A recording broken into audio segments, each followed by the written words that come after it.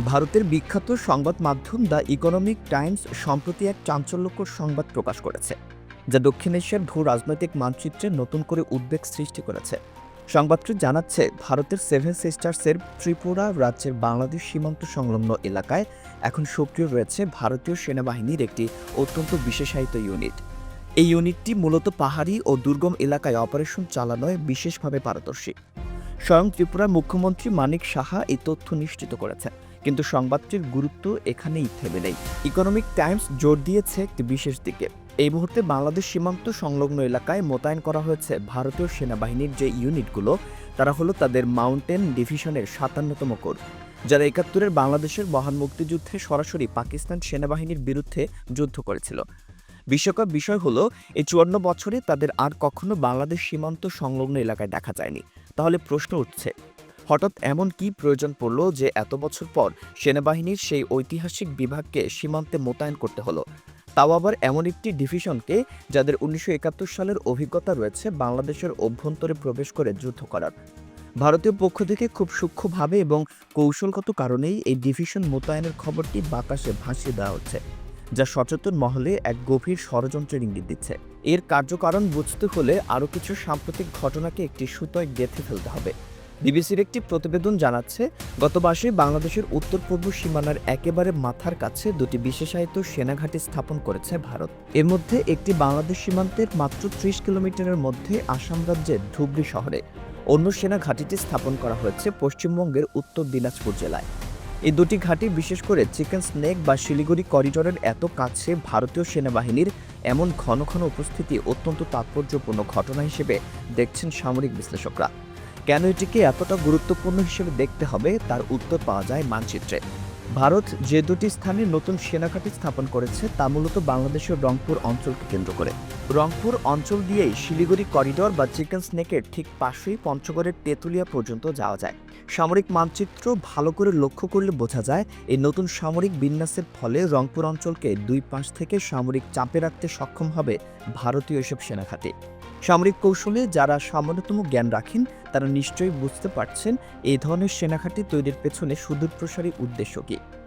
এটি কোনো সাধারণ নিরাপত্তা মহড়া নয়, বরং সামরিক আধিপত্য বিস্তারের কৌশল। এই নতুন ঘাঁটিগুলোতে যে ধরনের ইউনিট মোতায়েন করা হয়েছে তাও বিশেষভাবে উদ্বেগজনক।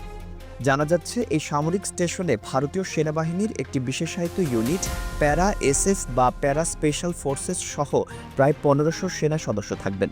সংশ্লিষ্ট একটি সূত্র জানাচ্ছে, এই স্টেশনটি ভবিষ্যতে যে কোনো ঘটনায় দ্রুত প্রতিক্রিয়া, সার্বক্ষণিক নজরদারি এবং উচ্চ প্রভাবযুক্ত ট্যাকটিক্যাল অভিযানের ক্ষেত্রে গুরুত্বপূর্ণ ভূমিকা পালন করবে।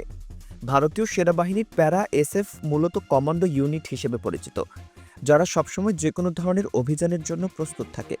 বিশ্বের সব সেনাবাহিনীতে কমান্ডো প্রশিক্ষণ দেওয়া হয় মূলত জরুরি প্রয়োজনে যে কোনো অবস্থায় অভিযান পরিচালনা করে সফল হওয়ার জন্য।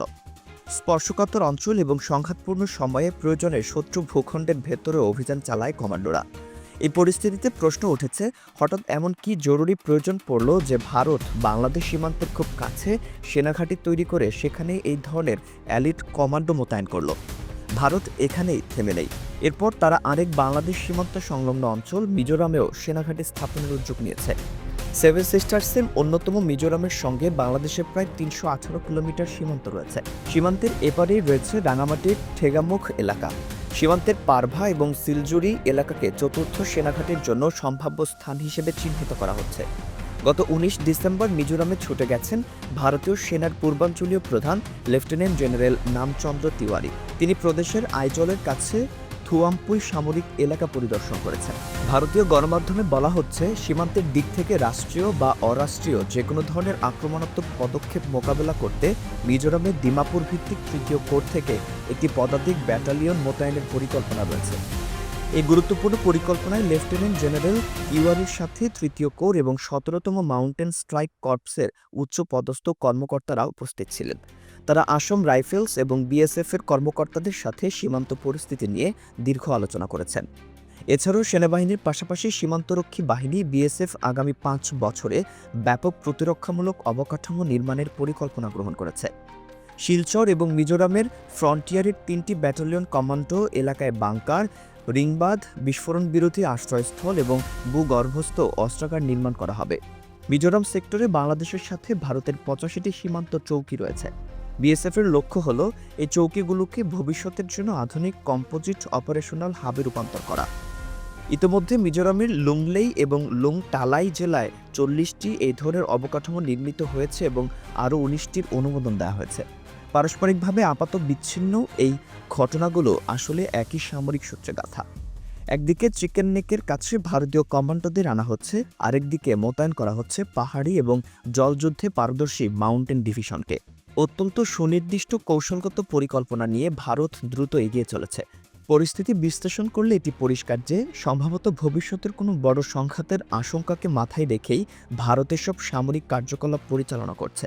চিকেন নেক ভারতের জন্য চরম গুরুত্বপূর্ণ এক ভূখণ্ড, কারণ শিলিগুড়ি সংলগ্ন এই ২২ কিলোমিটার এলাকা যদি হাতছাড়া হয়ে যায় তবে ভারতকে হারাতে হবে গোটা উত্তর পূর্বাঞ্চল। ভারত এই অঞ্চলের পরিস্থিতি এতটাই গুরুত্ব দিয়ে পর্যবেক্ষণ করছে যে অত্যাধুনিক S-400 মতো কৌশলগত আকাশ প্রতিরক্ষা ক্ষেপণাস্ত্র মোতায়েন করা হয়েছে।